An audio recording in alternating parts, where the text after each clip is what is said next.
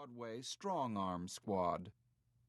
Between calling him every gutter name she could muster, she developed the theme that he had made her come upon this voyage of which she had hated every minute, and now had not even the grace to be ill.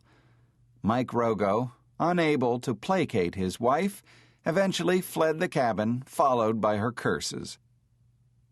Dr. Frank Scott, the doctor was not an M.D., but a doctor of divinity, telephoned Mr. Richard Shelby of Detroit and said, "Hi, Dick," and got back, "Hi, Frank. How's the family standing up?" "Okay, up to now." Scott said, "There goes our squash game." "I'll say." "If this stops, we might have a try this afternoon." "Right." "See you at lunch." "Okay, Buzz." The two men had been drawn together during the cruise by common interest in football and athletics.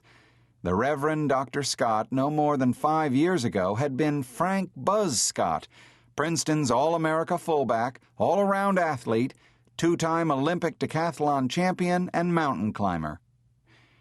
Richard Shelby, Scott's senior by some 20 years, traveling with his family, vice president of Cranbourne Motors of Detroit, in charge of commercial vehicle design, had been a useful end at Michigan in his day.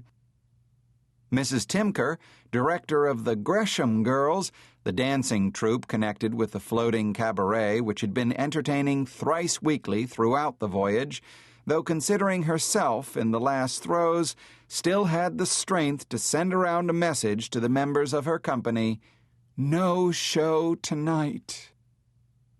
One of the dancers, a thin girl from Bristol, Nona Perry, with red hair and a pale, somewhat too small face, who should have been sick but was not, said, "Oh, goody, I can wash my hair."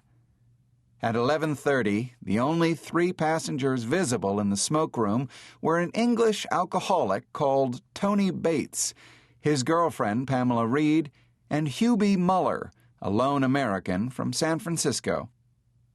The Englishman, who had been nicknamed the Beamer, and Pamela had their legs coiled around bar stools which had been firmly screwed to the floor, while the barman served them their double martinis in deep whiskey tumblers to keep them from slopping over as the ship canted. Neither of them were suffering from hangovers or mal de mer, as they were both amiably and hazily drunk, and had been since the night before and on through the morning, not having been to bed at all. Muller, a wealthy bachelor of no occupation, in his early 40s, man about Europe and darling of every mamma with an eligible daughter on 2 continents, had wedged himself, feet up, into one of the leather corners of the smoke-room with a book and a half-bottle of champagne. He was not ill, but the book was bad. The champagne would not stay in the glass. The cruise had not been particularly successful for him, and he was bored stiff. The ceaseless swooning of the ship he took as a personal affront. In his cabin, Mr. Rosen, a retired delicatessen owner, queried his wife, "Are you all right, Mama? You feeling all right?" Belle Rosen replied, "Certainly. Why shouldn't I be feeling all right?" Mr. Rosen, who in his striped pajamas and hair mussed managed to look like a small, plump child, said, "I hear everybody is pretty sick." "Well, I'm not sick," said Belle. She was a fat woman, whose bulk almost filled her bed, and she had so managed to plug the remaining space with pillows and a suitcase that she was fairly well immobilized against the motion. Down in the ladies' hairdressing salon on D-deck, the hairdresser struggled to work on a blonde, shoulder-length wig that had been sent down to her by Mrs. Gleason of cabin M119 to be washed and set, with instructions that it be delivered to her no later than 9 o'clock that evening. Marie, the hairdresser, was wondering when and where Mrs. Gleason was going to wear it if this kept up. In cabin M119, 5 decks up, Mrs. Gleason was beyond caring about anything. Another widow, Mrs. Reed, was not only desperately sick, but suffering mental anguish as well over the disastrous turn the voyage had taken for her.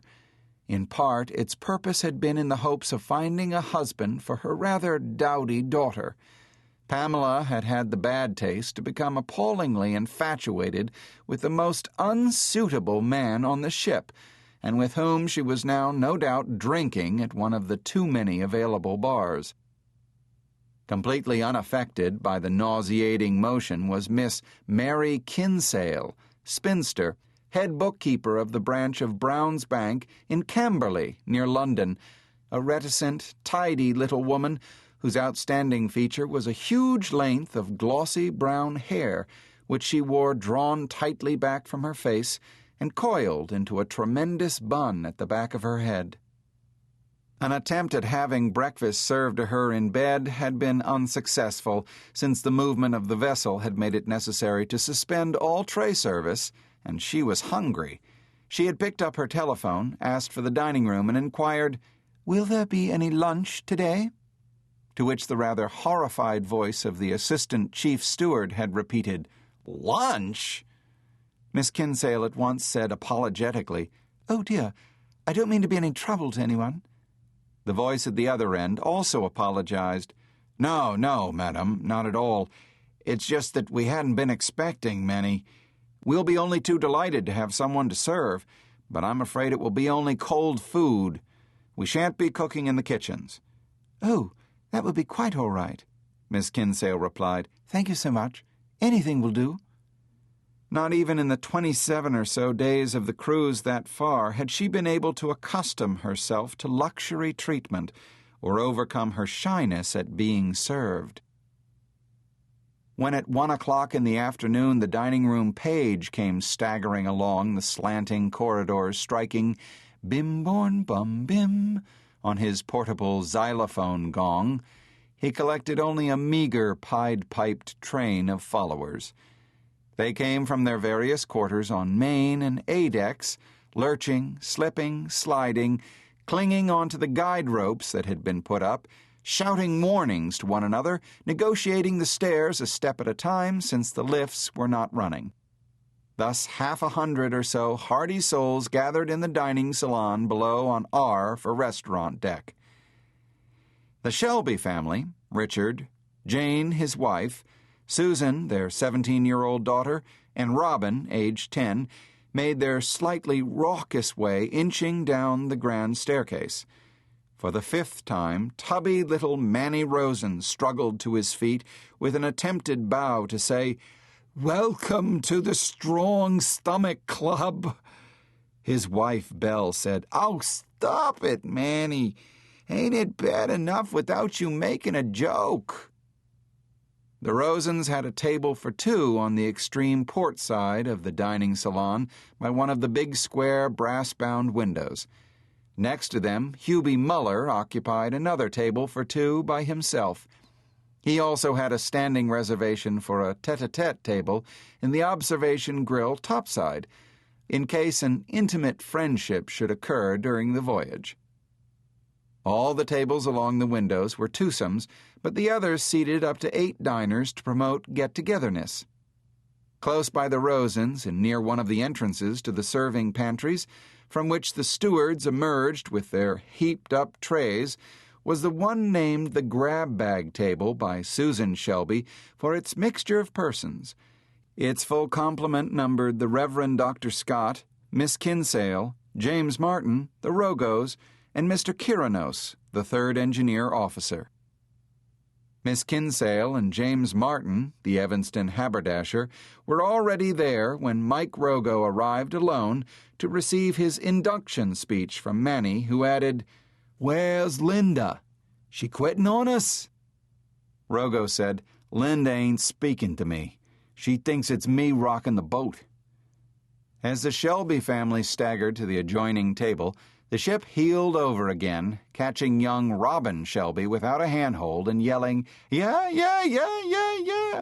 All the way, he shot down the side of the saloon to collide violently with Mike Rogo and bounce off him onto the floor. "Wow," he said. Robin was a sturdy boy who was going to be as athletic as his father.